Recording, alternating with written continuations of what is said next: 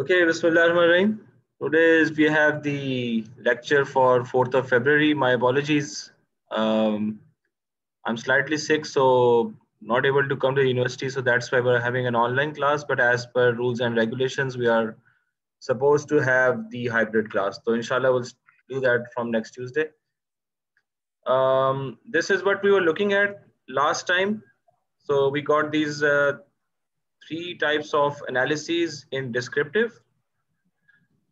जो कि हमें समझ में आ गया था तो यू जस्ट रिमेंबर कि regression is a data science technique but it is also used for exploratory data analysis तो ये जब आप स्कैटर प्लॉट बनाते हैं दो वेरिएबल्स का तो उसमें फिर आप रिग्रेशन भी करके देख लेते हैं कि वो जो ट्रेंड है वो लीनियर है या नहीं है but we don't use that for prediction और अगर इनपुट के ऊपर एक से ज्यादा वेरिएबल है तो obviously then we have to use multiple linear regression for example predicting the house price based on the garden area and the number of bedrooms ठीक है दूसरा टाइप ऑफ स्टैट्स जो हमने देखा था वो इन्फ्रेंशियल है inference means to generalise from something specific to something general inference का मतलब ये होता है तो मेरे पास स्पेसिफिक चीजें यानी सैंपल दिया होता है और I generalise that to a population तो उसमें मैंने आपको बताया था कि दो चीजें हमारे लिए जरूरी हैं one is the T test and one is the ANOVA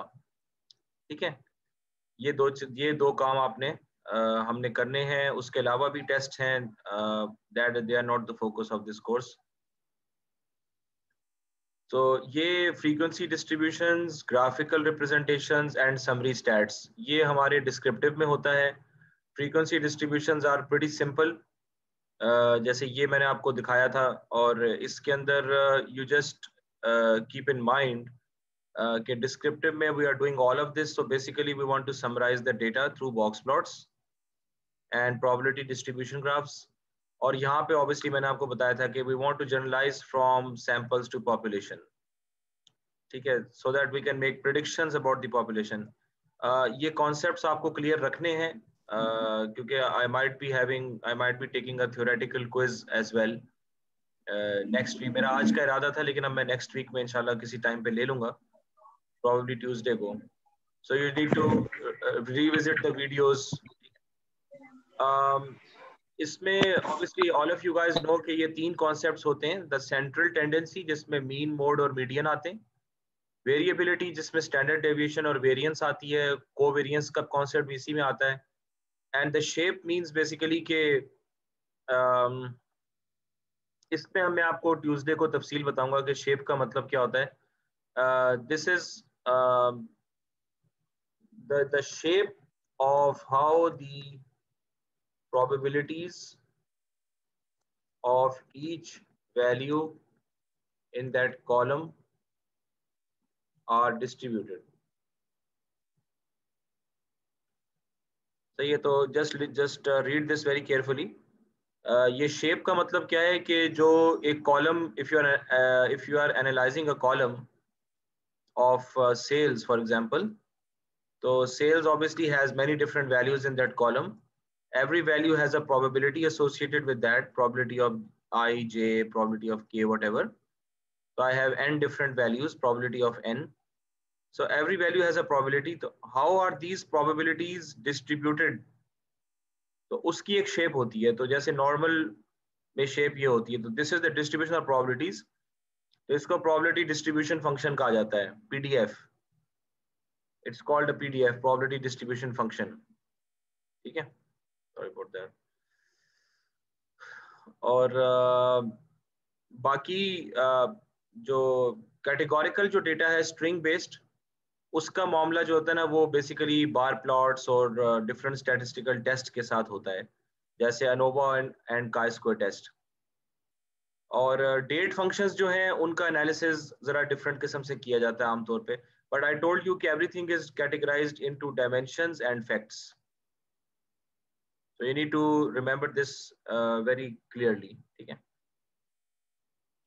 so this is a frequency distribution this seems pretty simple और ये आप उसमें भी कर सकते हैं box plot sorry even BI tools allow you to have a frequency distribution table उसकी importance को देखते हुए ना कि it could be important to have this frequency distribution table. तो बीआई टूल्स में जैसे टेबलो और पावर बीआई के अंदर भी आपके पास ये ऑप्शन होता है कि आप जो है ना वो ये वाला टेबल बना सकें। तो ये बेसिकली एक बीआई लेवल पे भी इंपॉर्टेंट चीज है, ये आसान सी चीज नहीं है। It has a good interpretation. And then obviously you have the concept of a cumulative frequency in which you add तो 5 plus 3 8 and plus 7 15. तो cumulative frequency help you to determine the probabilities from the PDF. जब आपके पास एक PDF आ जाता है कि मेरे column की probabilities इस तरह डिस्ट्रीब्यूटेड हैं, तो उसके बाद मैं कोई भी पॉइंट देता हूँ कि यार इस पॉइंट की ऐसे सेल्स इक्वल्स टू 3000 की क्या प्रोबेबिलिटी है, so I can use the cumulative probability distribution function to find that out. That's basically the area under this curve. Okay, let's say कि जिसकी वैल्यू आ रही है 0.33, तो 33% probability है कि आपकी सेल्स जो है ना वो 3000 की सेल्स होंगी। तो ये जो probability है, ये मैं guess work नहीं करता, but I actually estimate that from this क्या कहते हैं, I estimate this from the distribution। ठीक है। अच्छा, उसके बाद जो है वो आपका ग्राफिकल प्रेजेंटेशन में आई टोल्ड यू कि typically you have the bar charts. ठीक है, और bar charts are very important. Treatment 1 treatment 2, तो ये 3 ट्रीटमेंट ग्रुप्स हैं, तो उनका आपके कितने सब्जेक्ट्स थे हर ट्रीटमेंट ग्रुप में, उसका बार चार्ट मसलन आ गया। सब्जेक्ट्स का मतलब होता है कितने पेशेंट्स थे। So that's a very simple bar graph. और ये उसकी इसका आपने बनाया है, प्रोपोर्शंस भी कैलकुलेट कर सकते हैं। तो बार ग्राफ इज समथिंग जो कि आपके बीआई टूल्स में बहुत फ्रीक्वेंटली इस्तेमाल होता है। It's one of the most frequently used BI tool, BI chart. ठीक है, तो इसके अब आपको पता है, you have a clustered bar chart, you have the stack bar chart, you have the horizontal and the vertical bar chart. तो ये इसके डिफरेंट वेरिएंट्स हैं जो कि आपको इस्तेमाल करने होते हैं। इट सीम्स प्रीटी सिंपल, लेकिन it's the usages is not that much simple. ठीक है, पाई चार्ट्स इतने ज्यादा फ्रीक्वेंटली अच्छे नहीं लगते अब उसके ऊपर, क्योंकि पाई चार्ट्स उस वक्त सही लगते हैं जब आपके पास तीन या चार कैटेगरीज हों। If you got more than 3 or 4 categories, then pie chart is really uninteractive. तो उसमें अच्छी बात ऑब्वियसली आपको पता ही होगा कि the best thing about BI in this case is that you can actually have different colors here, and the proportion is very evident as compared to a bar chart। ठीक है, तो बार चार्ट के एतबार से the proportion you can easily see the difference between 33 and 42। तो हमें देख के पता चल जाएगा कि यार इसका सबसे ज्यादा हिस्सा है पार्ट 2 का। ठीक है, सो दैट्स द एडवांटेज। लेकिन you have to make it interactive, यानी you have to make it logical, you have to make it interactive, otherwise जो है ना वो not not just use the chart for the sake of using the chart। ठीक है, this is also a tool जो कि BI tools के अंदर मौजूद है। ये चार्ट भी मौजूद होता है।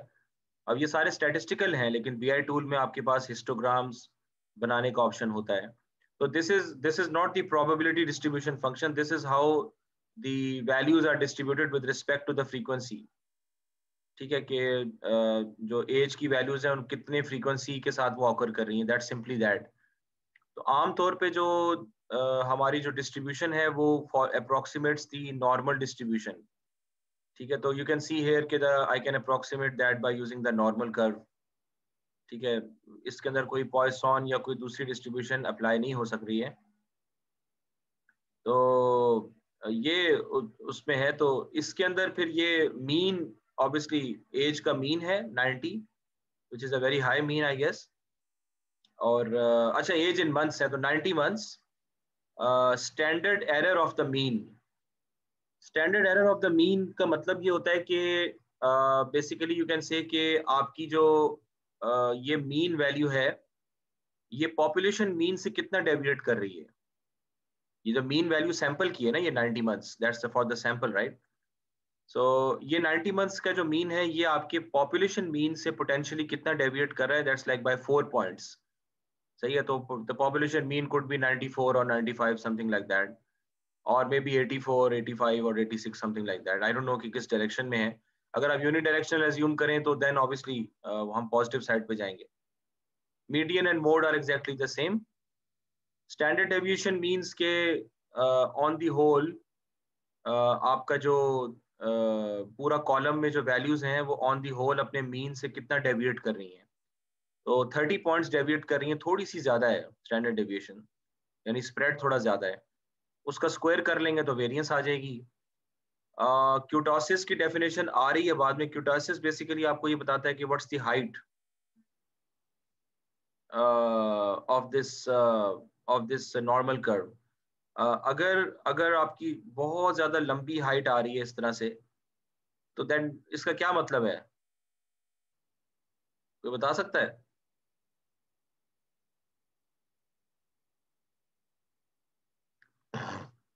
जो वेरिएंस कम सर डाटा में मेरे ख्याल से बहुत ओवरलैपिंग सिमिलर टाइप की डाटा है ज्यादातर.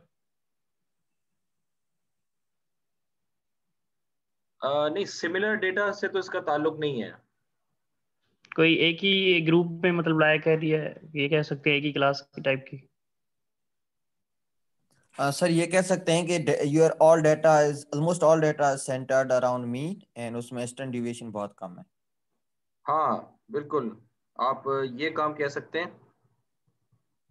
एक सेकंड में जरा.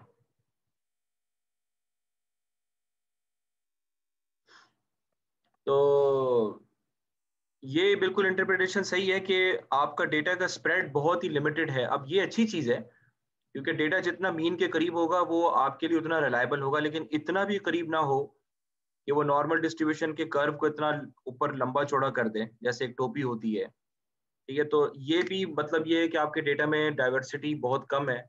तो this could be a good thing और अ बैड थिंग. ये एक्चुअली है क्या, ये हमें फिर उस पर्टिकुलर कॉलम के हिसाब से हमें फिगर आउट करना पड़ेगा कि ये जो मेरा ट्रेंड आ रहा है ये सही आ रहा है या गलत आ रहा है. ठीक है. अच्छा, फिर क्यूटोसिस इसको मेजर करते हैं, ये मैं बताऊंगा आपको. स्क्यूनेस तो अब आपको पता ही है. स्क्यूनेस का मतलब है अगर वैल्यूज कुछ आउटलाइंग वैल्यूज हैं या पोटेंशियली आउटलायर्स हैं तो राइट्स की तरफ हैं. जैसे फॉर एग्जांपल यहाँ पे तो स्क्यू नहीं है, ये थोड़ा सा स्क्यू लग रहा है. 140 महीने से ऊपर की जो एज लग रही है वो स्क्यू है, तो ये डिस्ट्रीब्यूशन को थोड़ा सा राइट पे खींच देगा. लेफ्ट पे होगा तो वो लेफ्ट स्क्यू कर देगा. सही है, तो ये स्क्यू आमतौर पे स्क्यू होता ही है. तो इस तरह की डिस्ट्रीब्यूशन भी आपके पास हो सकती है. इसकी क्या इंटरप्रिटेशन है?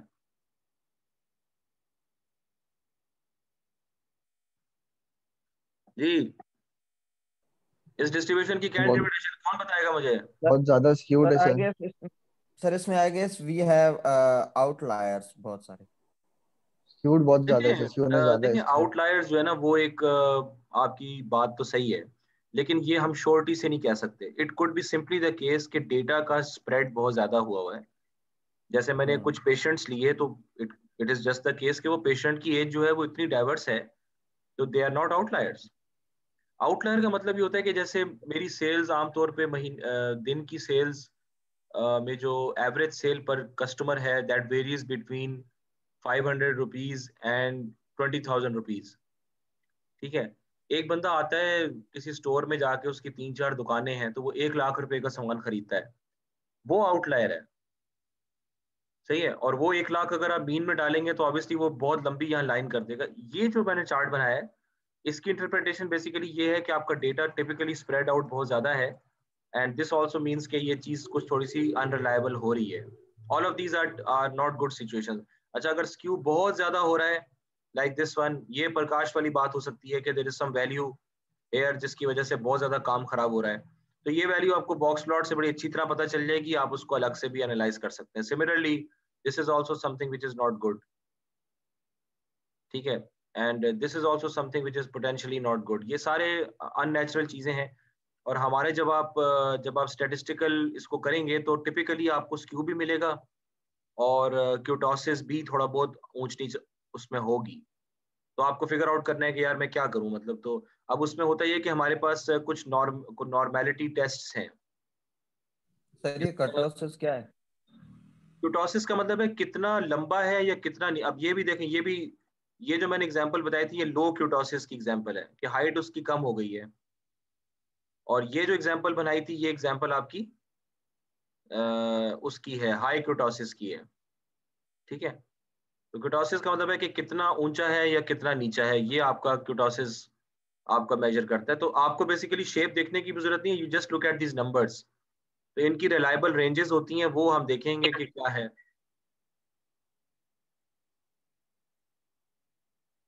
तो केपीआई एनालिसिस में ये चीजें बहुत जरूरी हैं कि मेरे केपीआई का स्प्रेड क्या है, उसकी डिस्ट्रीब्यूशन की शेप क्या है। That is why you have the histogram with in the BI tools. तो ये मैं आपको मतलब इसलिए पढ़ा रहा हूँ कि बीआई टूल्स में इसका जो है वो काम होता है, ठीक है। Range obviously minimum, maximum minus minimum, और टोटल सम और काउंट, तो ये मेरे ख्याल में उन्होंने एसपीएसएस से निकाला हुआ है। अगर आप पाइथन में जाएंगे तो पाइथन में आपको obviously you can conduct some normality tests. ये मैंने अभी लैब इसकी बनानी है, ये मैं I just have not made that. Next आपकी जो ट्यूसडे का सेशन है बहुत क्रिटिकल है, तो उसको आप प्लीज जरा थोड़ा सा क्लोजली देखिएगा। Let me just write this down.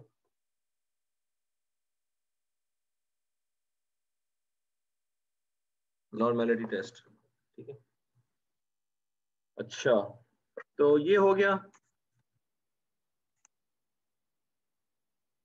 ये तो फिर अब आपको पता ही है, लोअर क्वार्टाइल अपर क्वार्टाइल, तो यहाँ पर आउटलायर्स आप आराम से डिटेक्ट कर सकते हैं। बॉक्स प्लॉट की शेप इज ऑल्सो,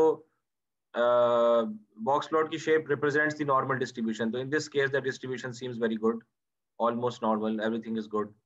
अगर बॉक्स की शेप बहुत छोटी हो जाएगी तो वो लंबी टेल हो जाएगी, तो वो समथिंग लाइक दैट, ठीक है। और ये उसकी ये भी इंटरप्रिटेशन हो सकती है, इस तरह की भी हो सकती है। जितनी शेप होगी उसके हिसाब से आप उस पर नॉर्मल कर्व इम्पोज कर सकते हैं। तो you know what these figures mean, right.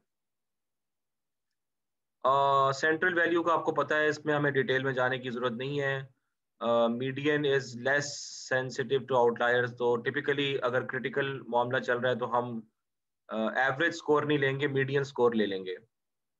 लेकिन बहरहाल एवरेज को इतनी आराम से इग्नोर नहीं करना चाहिए।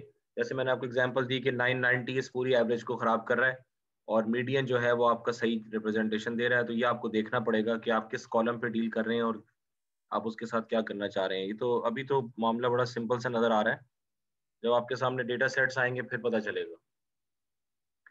ये स्टैंडर्ड डेविएशन का मैंने आपको बताया था कि इट बेसिकली हम n-1 से इसलिए डिवाइड करते हैं क्यों, ताकि हम बायसनेस को कम करें, ठीक है। Otherwise ideally we should divide by n। लेकिन बस ये किसी ने फॉर्मूला प्रपोज कर दिया था, तो हम स्टैंडर्ड डेविएशन कैलकुलेट करते हुए हम हाँ ये तो खैर वेरिएंस है, वेरिएंस कैलकुलेट करते हुए हम डिवाइड बाय n-1 करते हैं, ताकि हम अपने ओरिजिनल पॉपुलेशन के मीन के करीब जा सकें। ये हो गया। क्वार्टाइल्स आपको पता चल गया है 25%। और ये थोड़ी सी बच्चों वाली एग्जांपल है, तो ये पूरी अगर मैं सॉर्ट करके लिखूं तो Q1 इज 11 और Q3 इज 61। तो 75% वैल्यूज आर लाइंग बिलो 61, ठीक है। Interquartile range is very important, क्योंकि इंटरक्वार्टाइल रेंज अगर छोटी होगी तो इसका मतलब ये है कि वो आपकी डिस्ट्रीब्यूशन में स्क्यू है या कुटोसिस है। अगर वो नॉर्मल होगी तो इसका मतलब ये है कि वो सही, उस साइज सही है उसका, तो वो नॉर्मल कर्व से अप्रोक्सीमेट कर सकते हैं। नॉर्मल कर्व की जो वो होती है रिक्वायरमेंट, वो ये होती है कि 68% data should lie with in 1 standard deviation of the mean.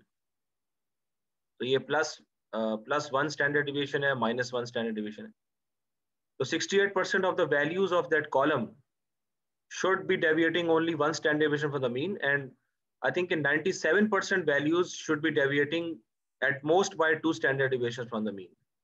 यानी वो जबरदस्ती मीन के करीब रखने की आपको लिमिटेशंस लगा देता है, ठीक है। तो that is why the shape is there. ये इन्हीं लिमिटेशंस की वजह से आपकी ये इस तरह की माउंटेनियस शेप बनती है, ठीक है। तो ये आपको टेंशन लेने की जरूरत नहीं है, आपको सिर्फ हिस्टोग्राम बनाना है और आपको शेप देखनी है।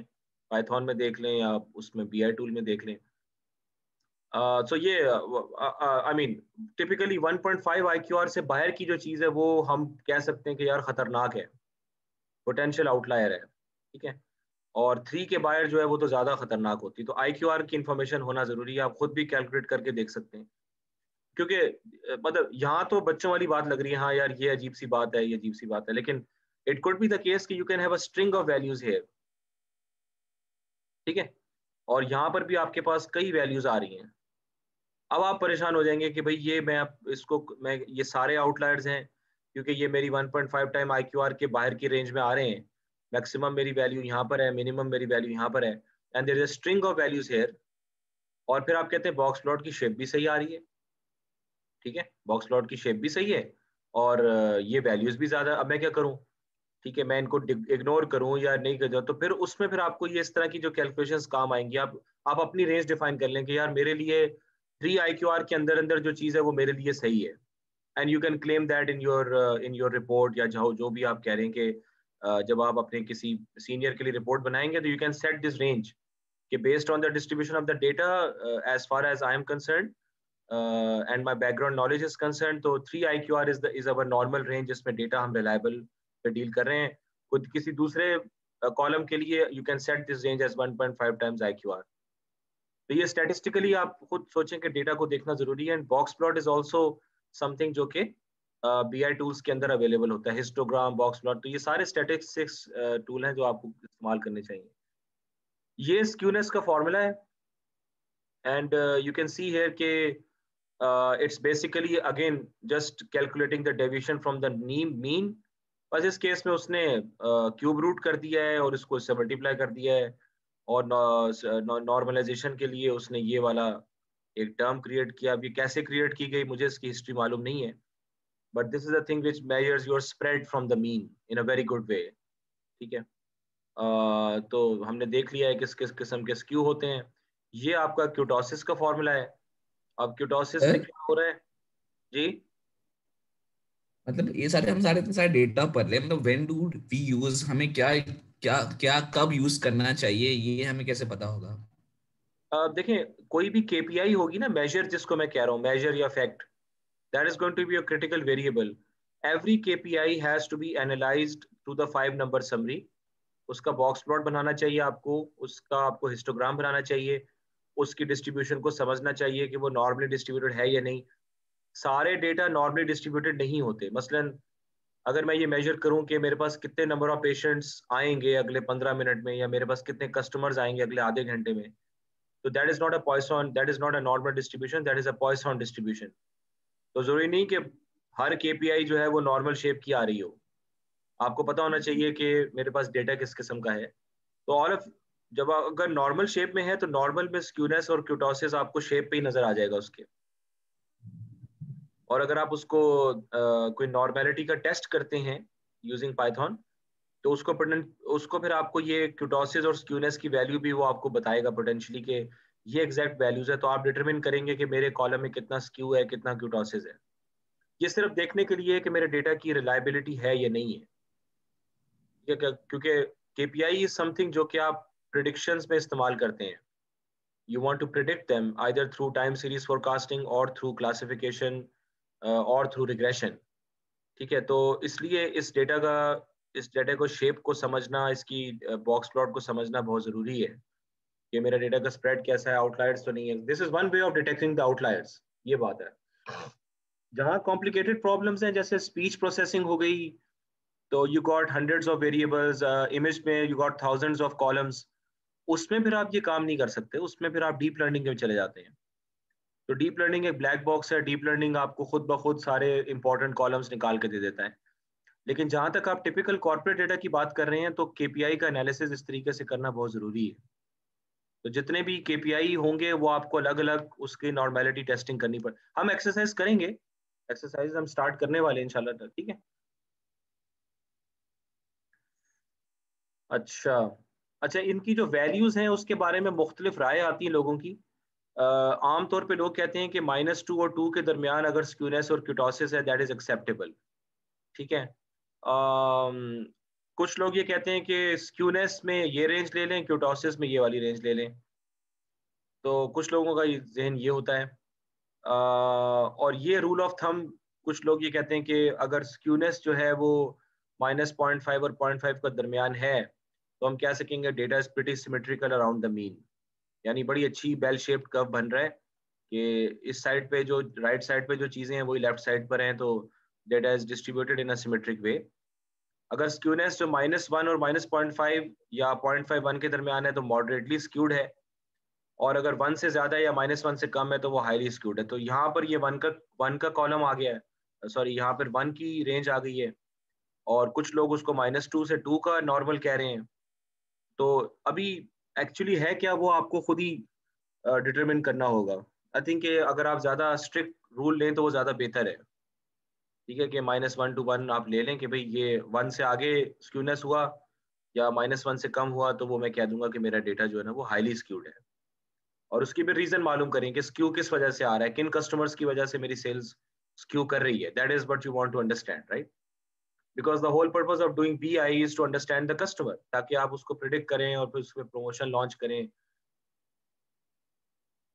तो ये आप देख लें, इसमें क्यूटोसिस -1.18 आ रहा है, तो ये -2 और 2 के दरमियान है, तो इट सीम्स प्रीटी गुड। तो the distribution can go like, probabilities can be distributed like that. You see it's not very high and it's not low. और स्क्यू हम देख रहे हैं, हमें पता चल रहा है स्क्यू नहीं है यहाँ पे, दैट्स 0.38, तो -1 और 1 के दरमियान है, दैट सीम्स ओके। ठीक है, ये कुछ डिस्ट्रीब्यूशंस हैं, ये हम पढ़ेंगे अभी। तो ये तो सारी मैंने नहीं बताया। जे शेप डिस्ट्रीब्यूशन हो सकती है जो एक्सपोनेंशियल है, this is what we are talking about. ये आपकी यूनिफॉर्म डिस्ट्रीब्यूशन है। ये नॉर्मल डिस्ट्रीब्यूशन जब आपके पास स्क्यू आ जाए और जब बाय मॉडल हो, जब आपके पास 2 पीक्स हो, ऐसा भी मुमकिन हो सकता है कि एक ही कॉलम के अंदर बाय मॉडल केस आ रहा हो, तो आपके पास 2 पीक्स है, तो there are 2 normal distributions imposed together. ठीक है, तो ये चीज भी इसमें हो सकती है। There are others as well. अच्छा, अब ये हम उस पे टी टेस्ट पे देख लेते हैं। ये मैंने आपको बताया था कि you want to basically generalise from sample to the population. ठीक है, तो आपके पास जो भी data, whenever you are given a data you just have a sample। यार ये बच्चे कम नहीं है आज, ठीक, रजिस्ट्रेशन तो ज्यादा बच्चों की है।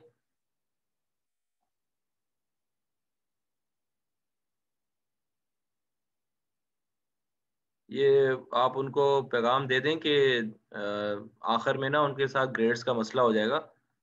जो बच्चे क्लास में नहीं आएंगे, ऑनलाइन हो या ऑन साइट हो, तो they are going to have a problem with their grades, क्योंकि मैं ऑब्जर्व कर रहा हूँ कि कौन आ रहा है कौन नहीं आ रहा। ठीक है, तो generalise from sample to the population, that's the thing.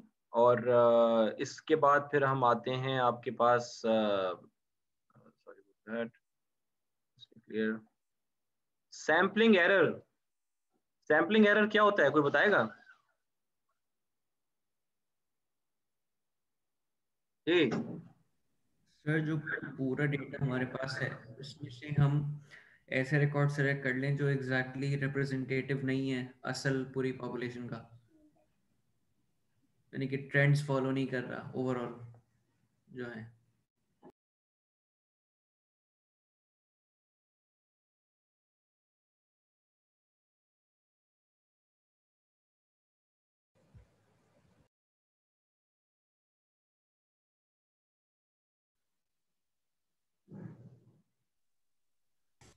हाँ, कुछ हद तक आपका जवाब सही है, लेकिन ये पूरा सही जवाब नहीं है। और कौन बताएगा?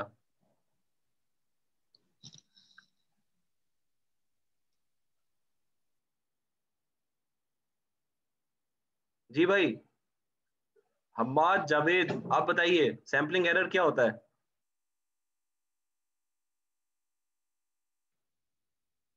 हम्माद जावेद। सर मेरे ख्याल में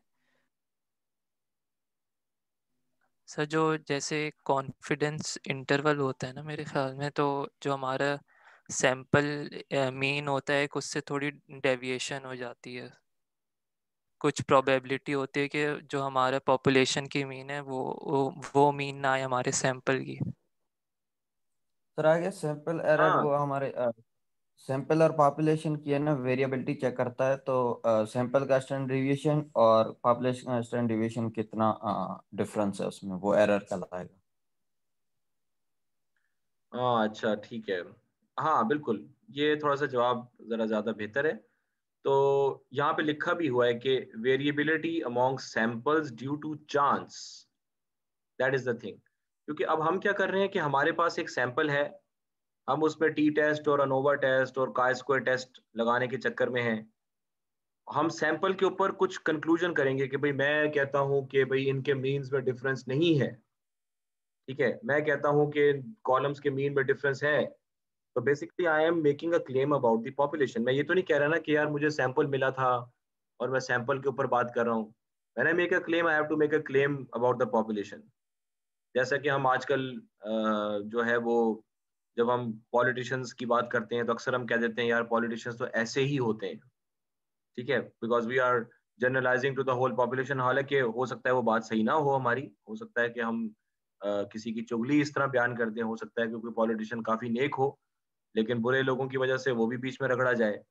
तो ये जो जब आप इस तरह के क्लेम करते हैं ना कि ऐसा है वैसा है, तो उसका आपके पास स्टैटिस्टिकल प्रूफ होना चाहिए। खास तौर पे कॉर्पोरेट डेटा की जब हम बात कर रहे हैं, तो मैं सैंपल के ऊपर क्लेम करूंगा लेकिन वो पॉपुलेशन, तो मैं ये चाहता हूँ कि ऐसा ना हो कि मैं बाय चांस ही क्लेम कर दूं। आ रही बात समझ में?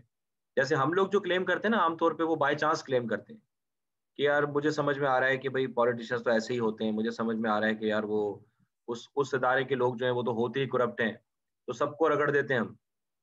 तो ये एक बाय चांस का, टिपिकली हमारा ये कमेंट बाय चांस हो सकता है ना। तो जब आप कोई एनालिसिस कॉर्पोरेट डेटा पे करते हैं तो सैंपल से पॉपुलेशन पे जनरलाइज करना है, तो I have to make sure कि यार मैं कुछ चांस का कोई ना हो गया, बाय चांस ही मैंने बस मेरा रिजल्ट आ गया मैंने कर दिया। तो उस चांस के फैक्टर को खत्म करने के लिए मैं ये पूरी टेस्टिंग करता हूँ, और उस चांस से जो एरर आता है उसको हम सैम्पलिंग एरर कहते हैं कि यार सैम्पलिंग एरर की वजह से मेरा एनालिसिस खराब हो गया। तो I want to minimise the sampling error basically. ठीक है, समझ में आई बात की? जी सर। जी। जी सर। मुस्तफा जुल्फिकार, आपको समझ में आई बात की? जी सर। सर लेकिन मुझे मतलब जैसे मैं पूरी पॉपुलेशन नहीं ले रहा, सही पूरी पॉपुलेशन केटर नहीं कर रहा, तो मुझे उसका एक आंसर भी नहीं पता होगा। तो मैं अपने सैंपल से ये चीज़ कैसे पता लगा लूंगा कि मैंने पॉपुलेशन को बहुत अच्छी तरीके से कवर कर लिया है? हाँ, उसमें देखें होता ये है, टिपिकली होता ये है कि मैं तो एक सैंपल पे तो मैं काम करता नहीं हूँ। ठीक है, या तो हम बहुत बड़ा सैंपल लें या हम छोटे मल्टीपल सैंपल्स लें। आमतौर पे इंडस्ट्री में will go for one big sample of 3 years, जैसे मैंने आपको बताया था लास्ट टाइम। ठीक है, अब दूसरी चक्कर ये होता है कि जो हम स्टैटिस्टिकल टेस्ट कंडक्ट करते हैं ना, उसका जो फॉर्मूला होता है वो उस चीज को बेसिकली जो कॉलम्स के दरमियान जो इनहेरेंट टेंडेंसीज हैं वो उसको अंदर से वो निकालता है, उसकी बेस पे फिर आप जो है ना वो जनरलाइज कर सकते हैं, क्योंकि वो बिल्कुल स्टैटिस्टिकली जाके आपके डेटा को परखता है। एंड द फैक्ट कि you are taking either a large sample और multiple small samples, that also adds to the fact. Overall impact ये होता है कि आप पॉपुलेशन को अप्रोक्सीमेट कर सकते हैं। यू हैव टू इंश्योर कि you have taken a representative sample, that is the thing. जब भी आप कोई सर्वे करते हैं, जो मार्केटिंग वाले लोग हैं ना उनको इन चीजों का बड़ा अच्छा अंदाजा होता है कि हमने सर्वे कहाँ करना है, how do we select the relevant sample of males and females for this promotion campaign. That's a very big question mark, क्योंकि अगर वो ये काम सही नहीं करेंगे तो the campaign is not going to be successful. तो they have a very good idea कि हमने किसको टारगेट, और ये आप इसमें आप मशीन लर्निंग भी इस्तेमाल करते हैं कि you can easily use machine learning to predict the propensity कि आपका जो ये वाला सैंपल है उसकी propensity to response is more than 80%। तो ये कैलकुलेशंस आप करके जाते हैं तो कैंपेन सक्सेसफुल होगी। ठीक है, अगर आप कोई इस तरह का स्टैटिस्टिकल एनालिसिस नहीं करेंगे तो you are going to just waste the marketing budget, जो कि होता तो ज्यादा है लेकिन वो जाया करने के लिए थोड़ी होता है।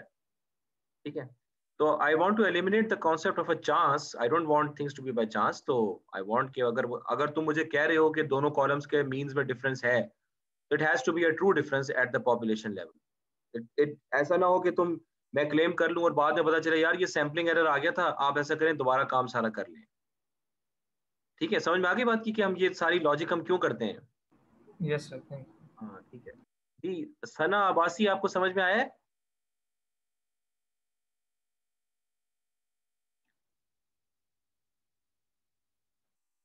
सना अब्बासी आप अनम्यूट कीजिए प्लीज अगर आप हैं।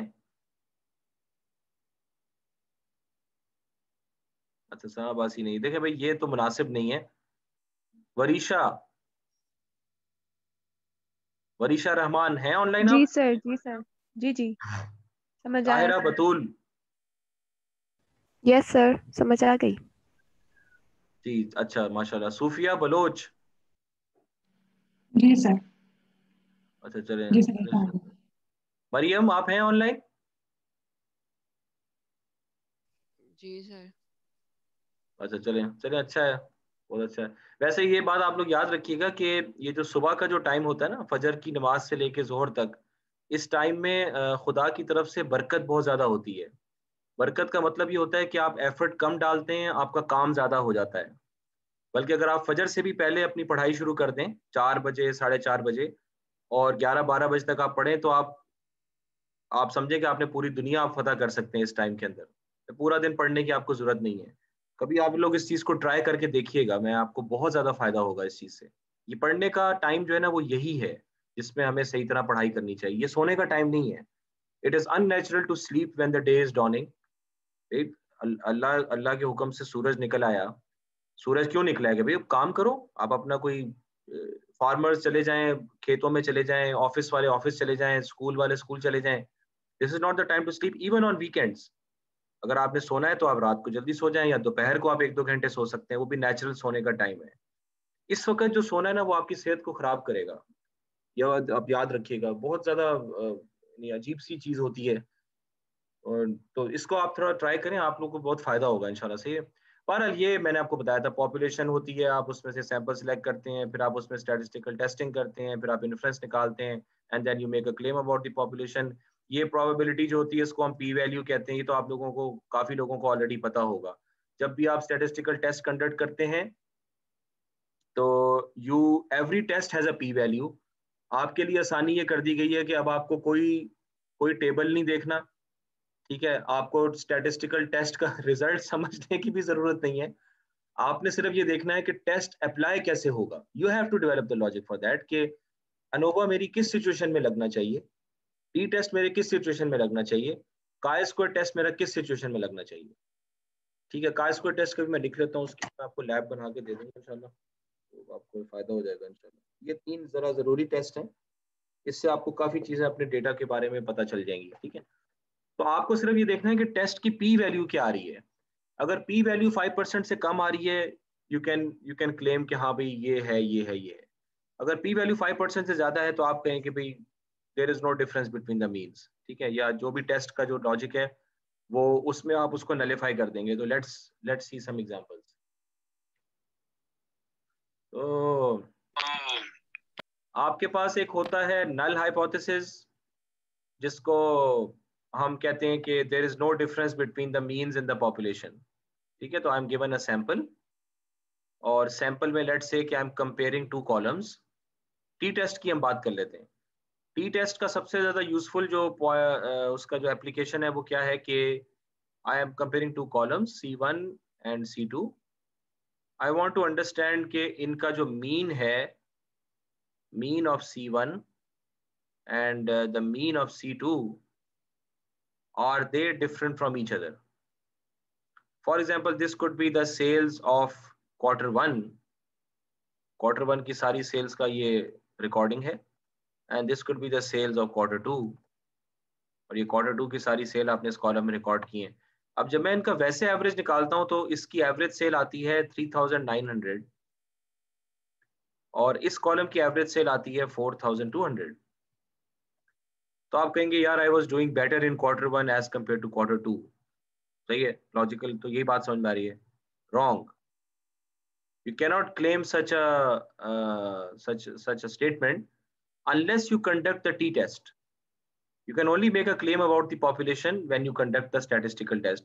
तो t-test मुझे ये बताएगा कि ये जो डिफरेंस इन मीन्स है 4200 और 3900 का, जो 300 का जो डिफरेंस है, is that significant or not? Is that statistically significant or not? तो अगर टी टेस्ट की पी वैल्यू 5% से कम आई, I will say yes I was doing better in Q1 as compare to Q2। अगर पी वैल्यू जो है वो लेस देन 5% आई, ग्रेटर देन 5% आती है, तो I will say no, there is no difference, this is just by chance. समझ आ रही बात की?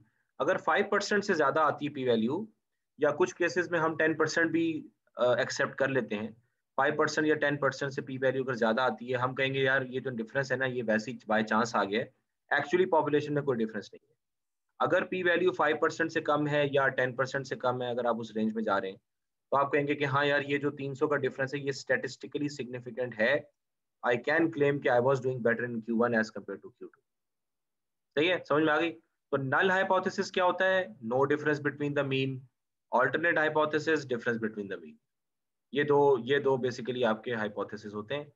तो अगर आपको ये समझ नहीं आई तो आप वीडियो को दोबारा सुन लीजिएगा, ये आपको इंशाल्लाह क्लियर हो जाएगा। ठीक है, सो ये H0 इज द नल, जिसमें मैं कहता हूँ यार मीन बराबर है। ये पॉपुलेशन मीन की हम बात कर रहे हैं बेसिकली, म्यू। और यहाँ पर हम कहते हैं कि मीन बराबर नहीं है, that is the alternate hypothesis. ठीक है, in the case of the T test में बात कर रहा हूँ। और मेरे पास कुछ जो सिनेरियोज हैं नल हाइपोथेसिस ट्रू कब होगा भाई जी? नल हाइपोथेसिस कब ट्रू होगा? सो जब p वैल्यूज 5% से ग्रेटर आएंगी। हाँ, जब p वैल्यू 5% से ग्रेटर आएगी, अगर आपने 5% बेंचमार्क रखा है।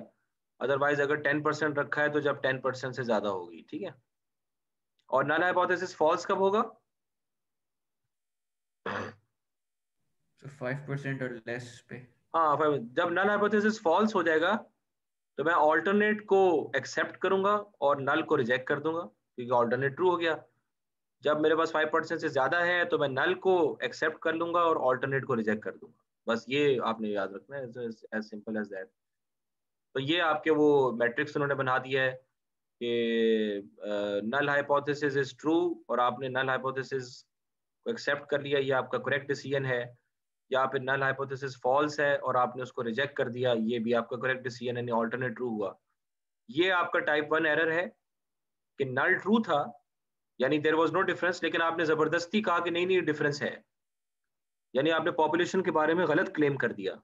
ठीक है, इसको हम टाइप 1 एरर कहते हैं।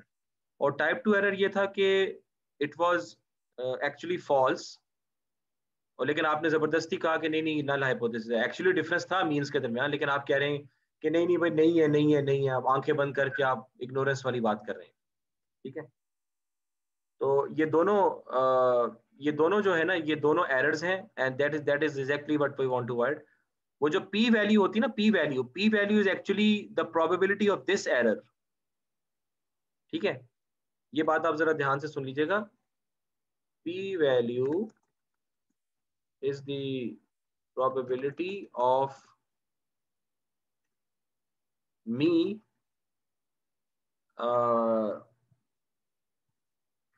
rejecting accepting the alternate hypothesis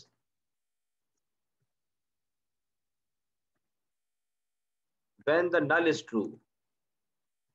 difference नहीं है, ठीक है, लेकिन मैं जबरदस्ती कह रहा हूं नहीं नहीं यार डिफरेंस है डिफरेंस है डिफरेंस है, तो इसकी प्रोबेबिलिटी क्या होती है? That is called the p value.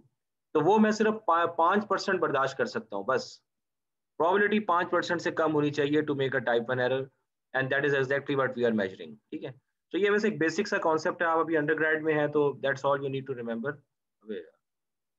खैर आई मीन ग्रेड वाले भी हो तो ये सर एक सवाल है जी।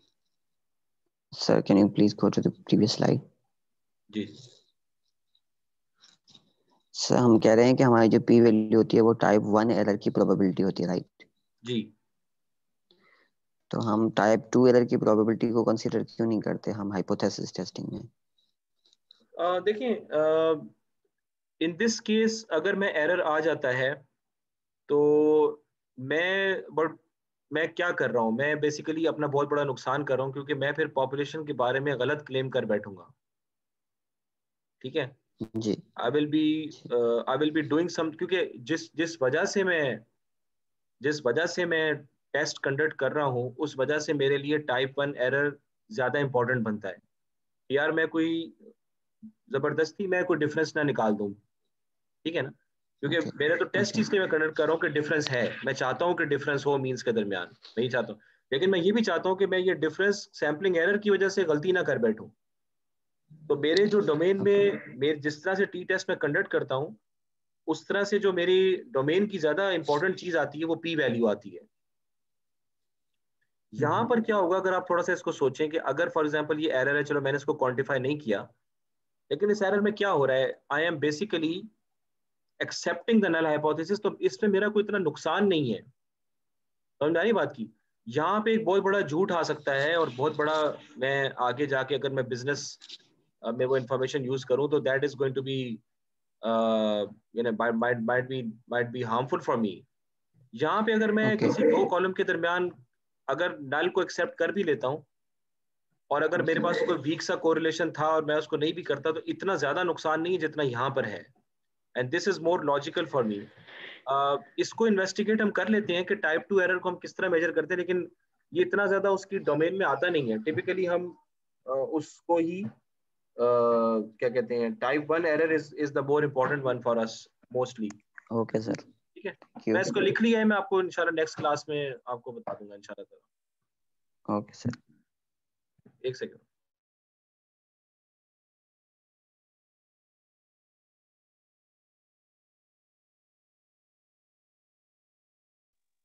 ठीक है, तो ये मैंने आपको बता दिया है. टी टेस्ट अब आपको पता चल गया है. ये थोड़ा सा एक एग्जांपल थी कि some people are looking at Simpson cartoons and some people are looking at Griffin cartoons. और वो इसको we want to understand कि जब लोग सिम्पसन देखते हैं तो उनका ब्रेन का कौन सा एरिया ज्यादा एक्टिवेट होता है और ग्रिफिन में कौन सा ब्रेन का एरिया ज्यादा एक्टिवेट होता है. दोनों को हम आपस में कंपेयर करना चाह रहे हैं. तो फॉर एग्जांपल टी टेस्ट का मकसद ये हो सकता है कि average brain activity for the Simpson people and the average brain activity for the Griffin people, उनके एवरेज का आपस में सिग्निफिकेंट डिफरेंस है या नहीं है. That could be important, right? कि अगर ग्रिफिन में ज्यादा एक्टिविटी, ब्रेन एक्टिविटी हो रही है, सिम्पसन में कम हो रही है, तो क्या वो डिफरेंस सिग्निफिकेंट है या नहीं है. इस तरह की चीजें. ठीक है, तो ये टाइम के ऊपर activate the same brain regions, ये कंडीशन. तो this could be the like t test का सिनेरियो हो सकता है कि आपने डेटा इकट्ठा किया, आपने उसको नॉर्मली डिस्ट्रीब्यूट किया, तो नॉर्मल डिस्ट्रीब्यूशन इसकी शेप क्या आ रही है. अब इसका मीन यहाँ पर है ग्रिफिन का, सिम्पसन का मीन यहाँ पर है, तो ऑब्वियसली डिफरेंस तो एग्जिस्ट कर रहा है, लेकिन क्या ये डिफरेंस स्टैटिस्टिकली सिग्निफिकेंट है या नहीं है, that is what we want to understand. ठीक है, तो ये आपका जो टी स्टैटिस्टिक कंप्यूट करते हैं, ये उसका एक फॉर्मूला है. और आपके पास ऑनलाइन आप चेक करें तो आपके पास टी का टेबल भी होता है. तो ये हम पुराने ज़माने में करते थे कि हम स्टैटिस्टिक का फॉर्मूला निकालते थे, फिर हम टेबल में जाते थे, टेबल में जाके हम डिग्रीज ऑफ फ्रीडम देखते थे और पी वैल्यू की जो आपने वैल्यू सेट की वो देखते थे. फिर ये देखते थे कि ये स्टैटिस्टिक की वैल्यू इन पर्टिकुलर कॉम्बिनेशंस पे मैच कर रही है कि नहीं कर रही. अगर कर रही है तो हम कहते थे कि हाँ यार आपका जो नल हाइपोथेसिस रिजेक्ट करते हैं, ऑल्टरनेट एक्सेप्ट करते हैं. अगर इस टेबल के मुताबिक ये टी स्टैटिस्टिक की वैल्यू नहीं आई for the given significance level and for the given degrees of freedom, तो हम कहते थे कि भाई आपकी जो you can now accept the null hypothesis. लेकिन अब उन्होंने चूंकि टूल्स बना दिए तो टूल में अब आपका वो पी वैल्यू खुद ही कैलकुलेट करके दे देता है टेबल से. ठीक है, वो खुद ही कैलकुलेट करके देता है, आप सिर्फ पी वैल्यू देख के बता देते हो कि हाँ यार ये सिग्निफिकेंट है या नहीं है.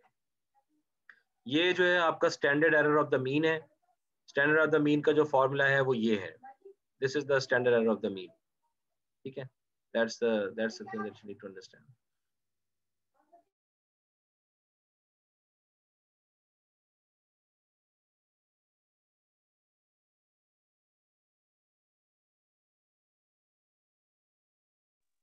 Sorry about that, just अच्छा ठीक है, is this thing clear? ठीक है, समझ में आ गई बात की भाई? क्लियर है ना? जी सर. Yes sir. ठीक है.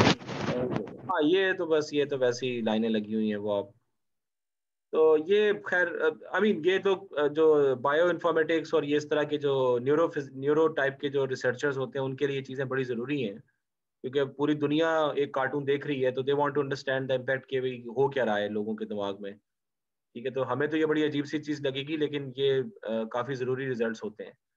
अच्छा, डिग्रीज ऑफ फ्रीडम, वैसे में टाइम क्या हुआ यार? 9:20 यार, टाइम बड़ी जल्दी गुजर जाता है यार. Degrees of freedom, degrees of freedom का मतलब ये होता है कि मेरे पास कितना फ्रीडम है बेसिकली, क्योंकि आई वांट टू, मैंने एक पैरामीटर एस्टिमेट करना है जो कि टी है, जो मैंने फॉर्मूला आपको दिखाया है. तो टी को एस्टिमेट करने के लिए मेरे पास कितनी पावर है, तो इसका बड़ा सिंपल सा फॉर्मूला होता है कि यार मेरे पास नंबर ऑफ डेटा पॉइंट्स कितने हैं, एक कॉलम जिसके बारे में मैं कर रहा हूँ, तो टोटल मेरे पास डेटा पॉइंट्स कितने हैं जी, n है, और पैरामीटर्स कितने एस्टिमेट करने हैं, एक पैरामीटर एस्टिमेट करना है, तो degrees of freedom equals to n-1. कि बाकी ये सब मेरे पास फ्रीडम है कि इन सारे इंफॉर्मेशन को इस्तेमाल करके मैं इस पैरामीटर को इस कॉलम के ऊपर एस्टिमेट कर सकता हूँ। ये उसकी थोड़ी सी बेसिकली लॉजिक है, ठीक है। तो ये डिग्रीज ऑफ फ्रीडम का ये कॉन्सेप्ट है कि number of data points minus the number of parameters जो कि आप एस्टिमेट करना चाह रहे हैं। अच्छा, अनोवा के अंदर मैं 2 किस्म का डिग्रीज ऑफ फ्रीडम कैलकुलेट करता हूँ, वो फिर मैं आपको बताता हूँ, ठीक है। तो ये उसके बाद अल्फा, ये सिग्निफिकेंस लेवल है। ये जो टी का जो आप टेबल अगर देखें ना उसमें किसी भी ऑनलाइन गूगल इमेजेस पे, तो यहाँ पर आपके पास मुख्तलिफ सिग्निफिकेंस लेवल्स होते हैं, जो भी आप लेना चाहें, 5%, 10%, 15%, 2%, 3%। यहाँ पर आपके पास डिग्रीज ऑफ फ्रीडम होते हैं। आप टी का स्टैटिस्टिक कैलकुलेट करते हैं और फिर देखते हैं कि यार 5% के ऊपर इस मेरे डिग्री ऑफ फ्रीडम के साथ, ठीक है, क्या वैल्यू आ रही है। या फिर आप ये देखते हैं कि जो टी की वैल्यू अगर आ रही है 34 पॉइंट समथिंग, 34.44, तो 34.44 आप देखते हो कि यार 5% सिग्निफिकेंस या उससे कम में लाई कर रही है कि नहीं। 5% हो, 3 हो, 2 हो, 1 हो, 0% हो, that is all acceptable to me. तो अगर ये मेरे डिग्रीज ऑफ फ्रीडम है, इस पूरे डब्बे में कहीं भी 34 की वैल्यू या उसके लगभग वैल्यू आ रही है, तो मैं कहता हूँ यार मेरा रिजल्ट सिग्निफिकेंट आ गया, I will accept the alternate hypothesis. अगर 34 की वैल्यू 5% से ज्यादा के डब्बों में आ रही है इस डिग्रीज ऑफ फ्रीडम पे, तो फिर मैं क्या कहूंगा जी?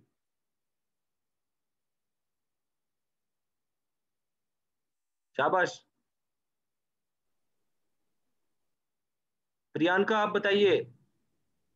सर ये बात समझ नहीं। जी सर। मैंने सवाल ये पूछा है कि ये मैंने सिम्पसन और ग्रिफिन का टी स्टैटिस्टिक कंप्यूट किया, ठीक है। जी सर। टी स्टैटिस्टिक मैंने कैसे कंप्यूट किया? सर फॉर्मूला लगा के, ठीक है। अब मुझे ये पता करना है कि क्या मैं ऑल्टरनेट को एक्सेप्ट करूं या मैं नल को एक्सेप्ट करूं, ठीक है।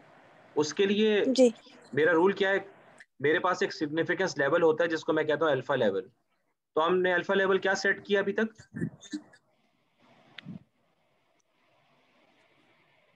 जी, अभी तक अल्फा लेवल हमने क्या सेट किया सिग्निफिकेंस लेवल? सो 1। नहीं 1 कहां से आ गया जी? हुरमा आप बताइए।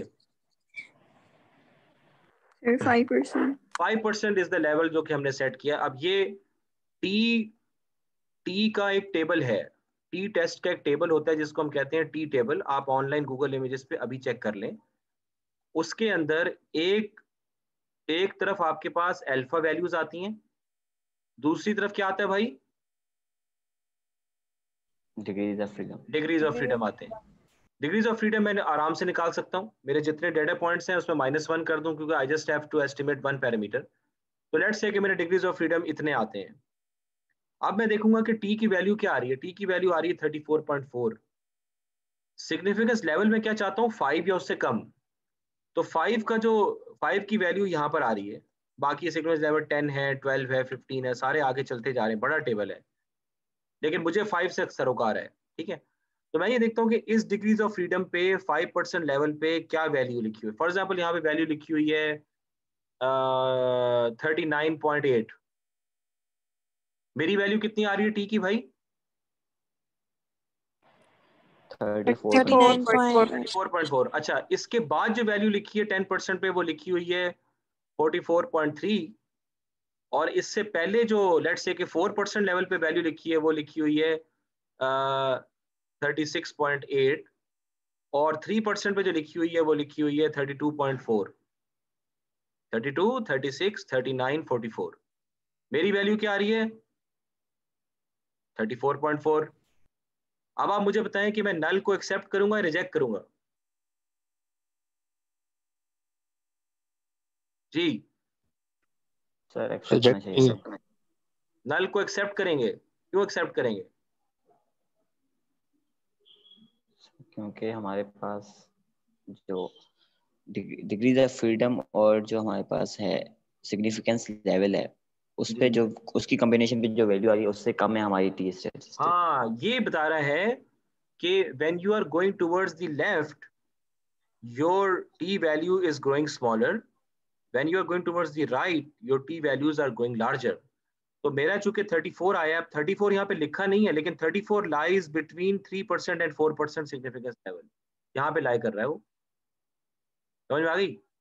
तो चूंकि ये 5% से कम है, लिहाजा मैं कहूँगा कि मेरा रिजल्ट सिग्निफिकेंट है, और जो सिम्पसन और ग्रिफिन के दरमियान जो एरर जो मीन उनके डिफरेंसेस आ रहे हैं वो डिफरेंस सिग्निफिकेंट हैं। अब हम क्लेम कर सकते हैं कि जब मैं सिम्पसन देखता हूं तो मेरे एवरेज ब्रेन एक्टिविटी इतनी होती है, और जब मैं ग्रिफिन देखता हूं तो मेरी एवरेज ब्रेन एक्टिविटी इतनी होती है। अब मैं क्लेम कर सकता हूं कि इन दोनों के दरमियान आपस में डिफरेंस है। समझ में आ गई बात की? That is how you read the statistical tests.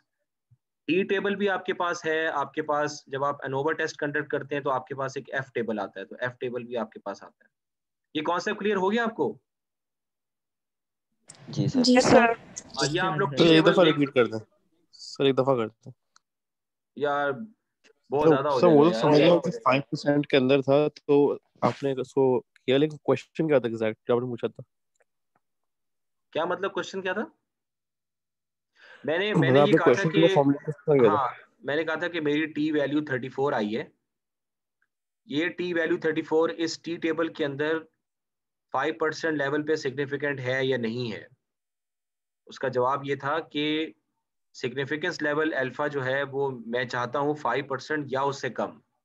ठीक है, मेरे डिग्रीज ऑफ फ्रीडम पे फॉर द गिवन 5% लेवल जो वैल्यू टी टेबल में लिखी है वो लिखी है 39.8, लेकिन मेरी वैल्यू क्या आ रही है 34.4। अब मुझे देखना है कि 34 लेफ्ट पे आ रहा है या राइट पे आ रहा है। तो जब मैं लेफ्ट पे जाता हूँ तो चीजें कम हो रही हैं, इसका मतलब है कि 34 की वैल्यू 5% से कम सिग्निफिकेंस पे लाई कर रही है, लिहाजा I will reject the null hypothesis and I will make the claim कि both the average brain activities are different from each other, क्योंकि वो 5% से कम में लाई कर रही है। अगर मेरी t की वैल्यू आई होती 49.8, अब क्या रिजल्ट होता आपका? अब ये 5% से ऊपर होगा तो हम उसको 49.8 समवेयर यहाँ पे लाई करेगा, तो वो आपका 12% के पास आ रही है, तो 12% तो मुझे एक्सेप्टेबल नहीं है। सिग्निफिकेंस लेवल मतलब 12% चांस ये है कि मैं गलती से ऑल्टरनेट को एक्सेप्ट कर लूँ, 12% मैं नहीं बर्दाश्त कर सकता। मैक्सिमम जो मैं बर्दाश्त कर सकता हूँ वो सिर्फ 10% तक है, वो भी कुछ केसेस में। आइडियली मैं सिर्फ 5% पे रुका रहूंगा। सही है? सही है। हम हमेशा 5% पे चेक करेंगे या हमें गिवन होता है कि इस डिग्री ऑफ लेवल पे हमें चाहिए?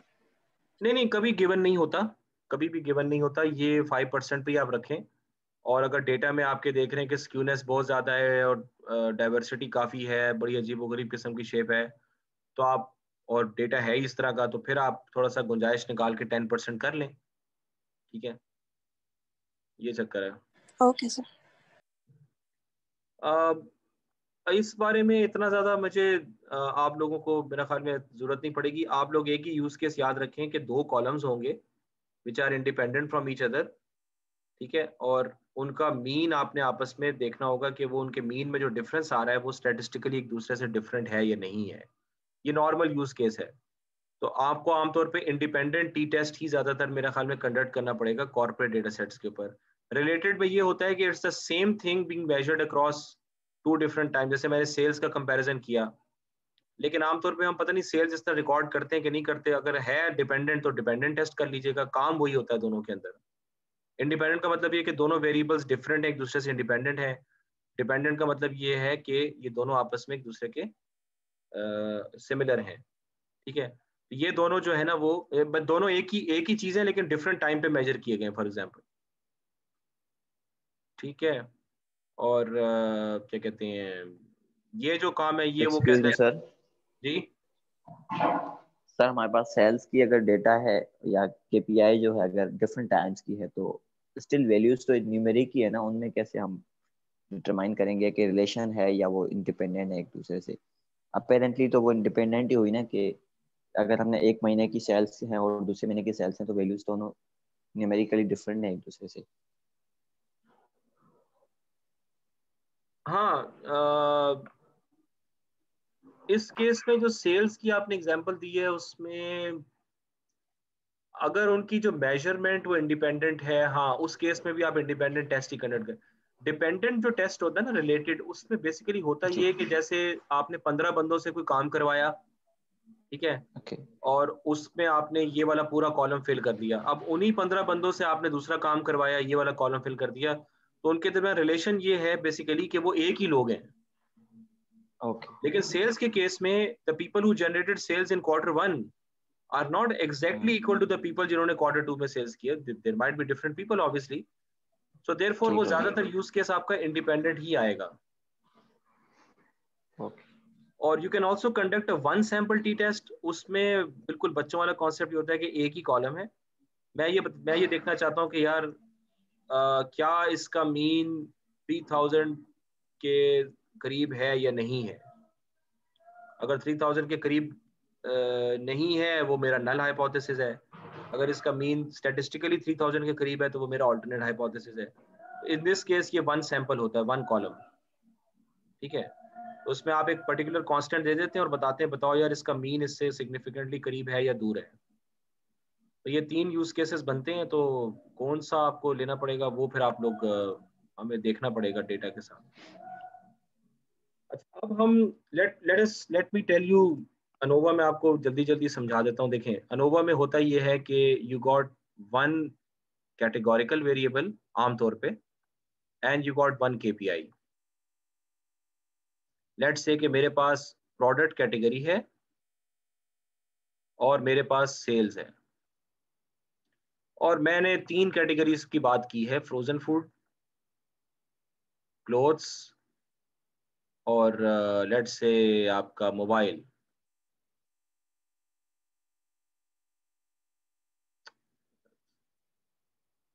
सारी कॉलें अभी आ रही हैं। So but I am interested in finding out कि मेरे लिए ये तीनों कैटेगरीज बड़ी जरूरी हैं फॉर सम रीजन, ठीक है। तो मैं ये जानना चाह रहा हूँ कि यार इनका जो एवरेज सेल आया है इन तीनों कैटेगरीज का, क्या वो एक दूसरे से डिफरेंट है या नहीं है। I just want to understand कि इज दैट द केस और नॉट। के फ्रोजन फूड की सेल्स और क्लोथ्स की सेल्स, मेरा गुमान ये है कि भाई वो तकरीबन सेम मुझे सेल्स देते हैं, ठीक है। तो लेट्स से कि फ्रोजन फूड की एवरेज सेल मेरे पास महीने की आती है 2.3 मिलियन, ठीक है। और क्लोथ्स की एवरेज सेल मेरे पास आती है आमतौर पे 2.1 मिलियन, और मोबाइल की मेरे पास सेल्स आती है आमतौर पे 2.5 मिलियन। तो मैंने अपने दिमाग के अंदर इन तीनों को क्लस्टर किया हुआ है, क्योंकि इनकी जो एवरेज सेल है किसी एक क्वार्टर की या किसी एक महीने की फॉर एग्जांपल, वो तकरीबन सेम आती है, सही है। तो मैं क्लेम करता हूँ यार ये तीनों प्रोडक्ट्स मेरे एक ही तरह के हैं क्योंकि वो एक ही तरह की मुझे सेल देते हैं। अनबिलीवेबल यार। तो मुझे वो एक ही तरह की वो सेल दे रहे हैं, ठीक है। तो अब क्या है कि इसमें I will conduct the one way ANOVA test, ठीक है। वन वे को हम इसलिए उसके कहते हैं क्योंकि one way means I just have one categorical variable. If I am using 2 categorical variables then I can conduct the 2 way ANOVA test, लेकिन वो बड़ा लॉन्ग शॉट है, ठीक है, अभी उसको ना लें आप। सो इसमें फिर अब ये है कि जब मैं अनोवा टेस्ट करता हूं तो मेरा ऑल्टरनेट हाइपोथेसिस ये होता है कि there is no difference between the means of these 3 categories. और मेरा और नल ये होता है, ऑल्टरनेट मेरा क्या होता है कि there is a difference between the means of these categories. सही है, समझ में आ गई बात की? यूज के सिनेरियो समझ में आ गया है? Yes sir. जी सर। हाँ बस जी ये। सर। अच्छा, अब हम इसको करते इस तरह से हैं कि we calculate a statistic which is called the F statistic. वहां पे टी था, यहाँ पे एफ है। इसी तरह एफ का भी टेबल होता है, एफ की भी डिस्ट्रीब्यूशन की शेप होती है, टी की डिस्ट्रीब्यूशन की भी शेप होती है, एफ की डिस्ट्रीब्यूशन की भी शेप होती है। आई थिंक टी की shape goes something like this. मुझे अभी सही तरह पता नहीं है, ये भी मैं आपको अगले जो डिस्ट्रीब्यूशन का लेक्चर है ना उसमें राइट देता डिस्ट्रीब्यूशन हूँ। और एफ डिस्ट्रीब्यूशन में बेसिकली डिफरेंस है क्या? ये चीज थोड़ी सी कंफ्यूज कर रही है। सॉरी मैं समझा नहीं बात को। तो जो टी डिस्ट्रीब्यूशन और एफ डिस्ट्रीब्यूशन ये दोनों अलग अलग चीजें हैं, तो ये बेसिकली इनकी शेप्स की वजह से या मतलब डिफरेंस क्या हाँ है? हाँ, देखिए मैंने आपको ये शुरू में बताया था कि the shape is defined by how the probabilities are distributed. जी जो टी स्टैटिस्टिक हमने कंप्यूट किया था ना, उसकी जो वैल्यूज आती हैं, उन वैल्यूज की जो प्रोबेबिलिटी है वो इस शेप को फॉलो करेगी जो टी डिस्ट्रीब्यूशन की शेप है। बस आप इसको इस तरह समझें कि देखें, आप जैसे आप कोई काम करते हैं ना, आप ड्राइविंग करते हैं, आपकी जो अटेंशन है वो वेरी किस तरह करती है। तो अगर मैं आपकी अटेंशन को रिकॉर्ड करूं कि आपके दिमाग में अटेंशन कितनी है ड्राइविंग में, और मैं उसको बताऊं कि वो जो वैल्यूज आ रही हैं उनकी मैं प्रोबेबिलिटीज निकाल लूं, तो हो सकता है उन प्रोबेबिलिटीज को जब मैं प्लॉट करूं तो उनकी शेप नॉर्मल कर्व में आ जाए। This is we do this just to understand कि जो भी काम हो रहा है वो एक रेगुलर पैटर्न पे हो रहा है। जब मैं टी स्टैटिस्टिक निकालता हूं, तो टी स्टैटिस्टिक की जो वैल्यूज आती हैं उनकी प्रोबेबिलिटीज की डिस्ट्रीब्यूशन की शेप फॉर एग्जांपल ये वाली है। अगर मेरी वैल्यूज एक्सपोनेंशियल डिस्ट्रीब्यूशन को फॉलो करती हैं, तो उस कॉलम में जो वैल्यूज ऑकर करी उनकी प्रोबेबिलिटी की शेप फॉर एग्जांपल यू आएगी, एक्सपोनेंशियल। तो इसको इस तरह याद रखें कि जो भी चीज आपके पास रिकॉर्डेड है डेटा में, खासतौर पे केपीआई की बात कर रहा हूँ, केपीआई की जो वैल्यूज हैं उनकी एक प्रोबेबिलिटी भी होती है, और उन प्रोबेबिलिटीज का एक फंक्शन होता है जिसको मैं कहता हूँ प्रोबेबिलिटी डिस्ट्रीब्यूशन फंक्शन। ठीक है, वो मुझे बताता है कि मेरी प्रोबेबिलिटीज की डिस्ट्रीब्यूशन की शेप क्या है।